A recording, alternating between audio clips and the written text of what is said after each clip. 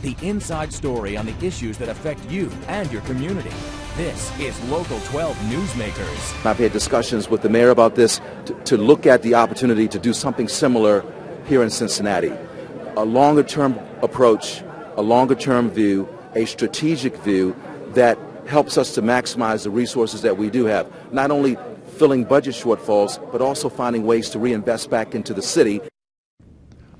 Last Thursday, Cincinnati Mayor John Cranley introduced Harry Black as his candidate for city manager. Given that Cincinnati has had a city manager form of government since 1925, this is arguably the most important decision the mayor will make in his first term in office. But discussions are going on in several quarters whether the underlying charter of the city itself needs revising.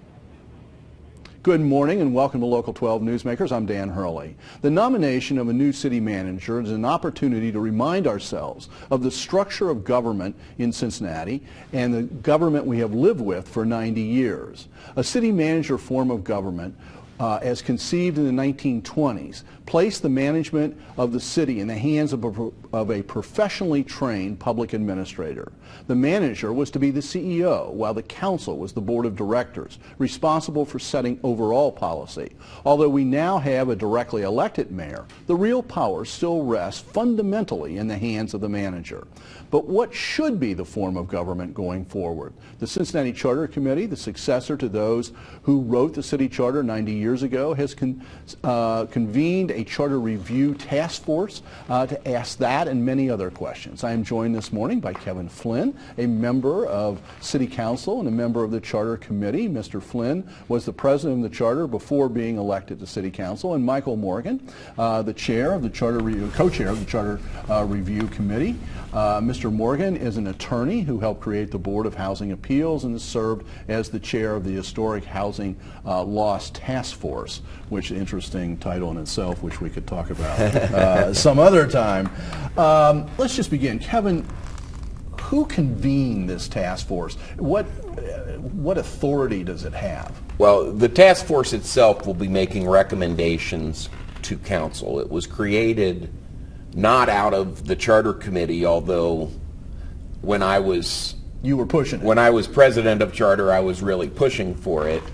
It came out of the Rules Committee and was on council. So council as a whole voted to create this task force. So it is a function of City Council. It is, and I misstated, therefore, that it is not just the Charter Committee that convened this and making recommendations. And in fact, we have Democrats, Republicans, Independents, Labor, Business, right, on that committee. You know, professors. Always a dangerous group. Michael, how is the committee proceeding, and how have you organized yourself? And I mean, this is a big task. The charter itself is huge. Right. There are lots of people who have ideas of what we should be or should become. How have you organized this? What we did was start with a process of going through the charter line by line and identifying all of the things that required substantive discussion. And we then took all of those potential issues and we divided them up into 6 different committees.